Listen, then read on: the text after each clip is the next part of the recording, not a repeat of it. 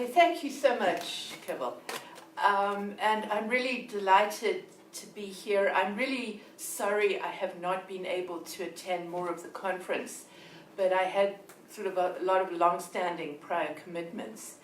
But when I read the conference program, I was really compelled by the way it's been framed in terms of the disabling effects of normative orders and how they work in practice, but also very much by the question of how, and I think it's put very well, how such power may be relativized, contained, and rendered permeable.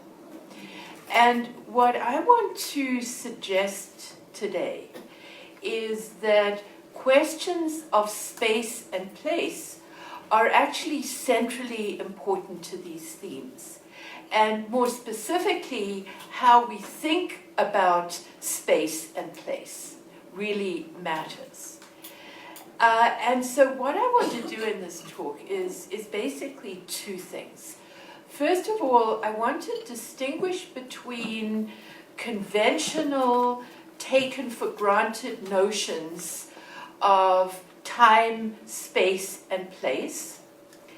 And then what I also want to do is raise a set of questions of whether and how relational understandings might be put to work to address the central question of the conference, of how such power may be relativized, contained, and rendered permeable. And what I'd like to do actually is to try and do this in a way that leaves some time so that we can perhaps discuss what these different understandings of space and place might mean for the themes that you have been working through in the conference. Okay, so let me start with conventional understandings of time, space, and place. And, you know, like so much else in Western conceptions of the world, this takes us back to old Descartes and to his very sharp distinction between the mind and the body, and more generally, the pervasive tendency in Western conceptions of the world to think in terms of binaries or dualisms as absolutely separate, bounded entities. And of course, time and space, conventional understandings of time and space are very much Cartesian understandings.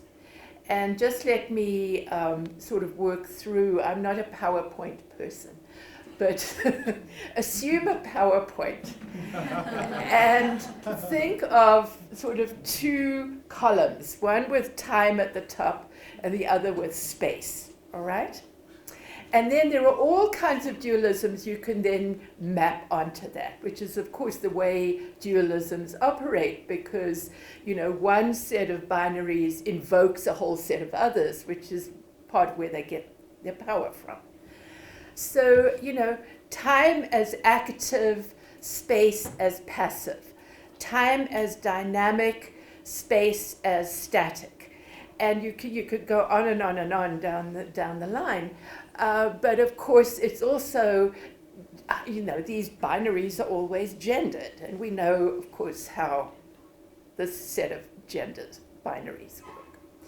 So, you know, but what comes out of all of this is this general taken for granted understanding of space as a sort of an empty, passive backdrop, and time as this active, dynamic force that writes history on this passive space, and is the sort of the passive recipient of these active forces.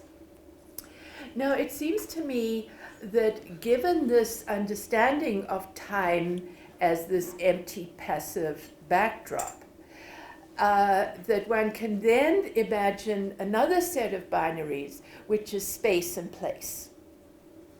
And more often than not, what happens is an understanding of this taken for granted understanding of space on the one hand, but then when we start to think about place, very often the sort of taken for granted understanding is that space is actually, that place rather, is space made meaningful. That place is understood as, more often than not, as some sort of naturally bounded unit with an inherent identity. That sort of, and within that understanding of place as a bounded unit, there are, of course, exactly processes of inclusion and exclusion. You're either in or out. And you can think, again, of a whole series of ways of thinking about whether it's the local, whether it's a town, whether it's the nation.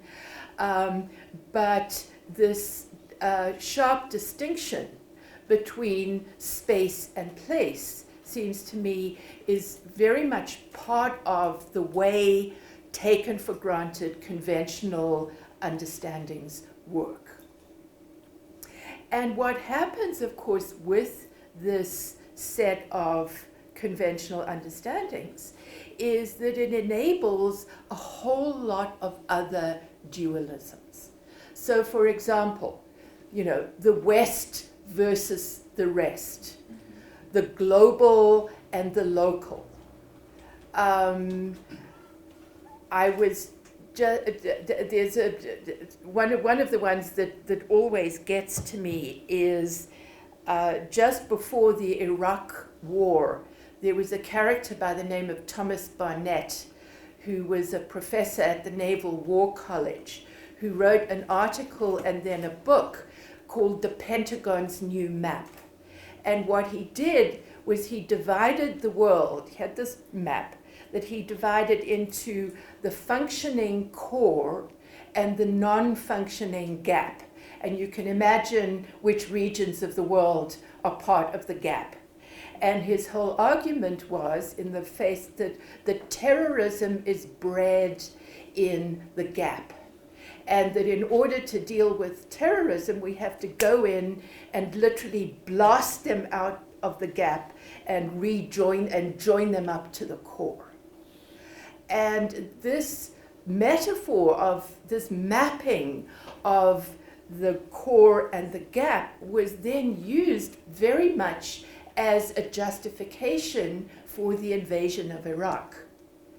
But is precisely an example of how this notion of space as an empty backdrop that you can then exercise power. So these are these processes of setting up, and of course the West and the rest is a prime example of all of this.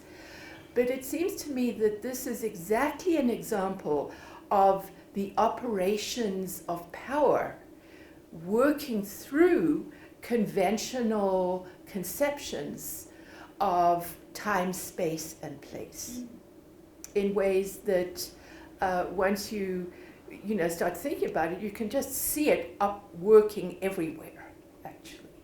And of course, nationalisms operate through an understanding of the nation as a naturally bounded unit with real citizens included and intruders trying to get in.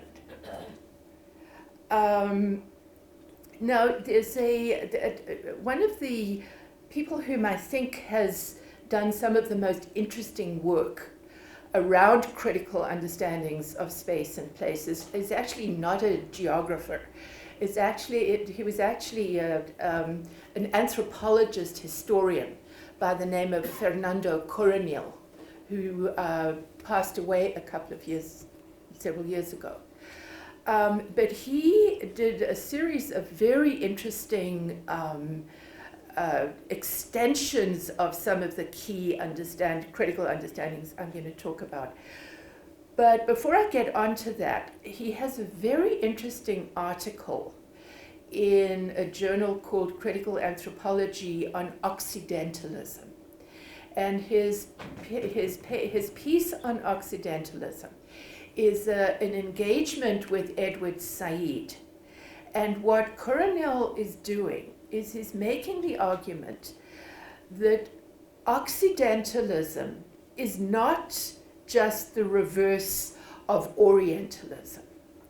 That rather what Occidentalism is, is the condition of possibility of Orientalism. And that Occidentalism, he argues, is rooted in asymmetrical relations of global power that work through four key representational practices. Number one, separating the world's components into bounded units. Number two, disaggregating their relational histories. Number three, turning difference into hierarchy.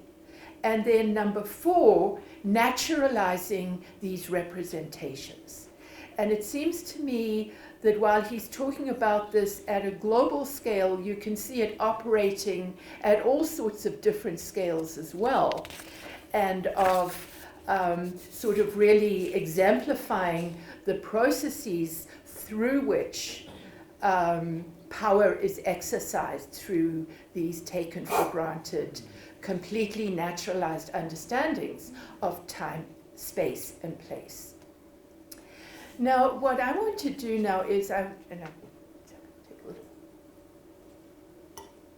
what I'd like to do now is turn to what might be involved in a very different relational form of understanding. And here, key figures who've been very influential in my own thinking are Doreen Massey, whom some of you may have heard of, who has an amazing book called Space, Place, and Gender, which was part of what converted me from an economist into a geographer, a rogue economist. And then the French philosopher Henri Lefebvre, who in 1974 wrote a book called The Production of Space, which was translated into English in 1991, but together with the work of Massey has been enormously influential in enabling relational understandings of time, space, and place. So let me just sort of try and work through some of the key understandings that underpin this relational conception. Some very brief, I want to keep it quite brief, remarks on how one might put these ideas into practice, but what I would really like to do is try and open up to a discussion and reflections on how this might connect with what you guys have been talking about. So the basic idea that, and this comes out of Lefebvre, is that space is an understanding of space not, absolutely not, as this passive backdrop.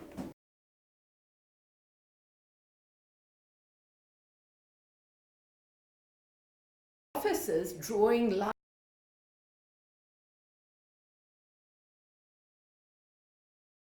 with respect to questions of the nation, there are all sorts of ways in which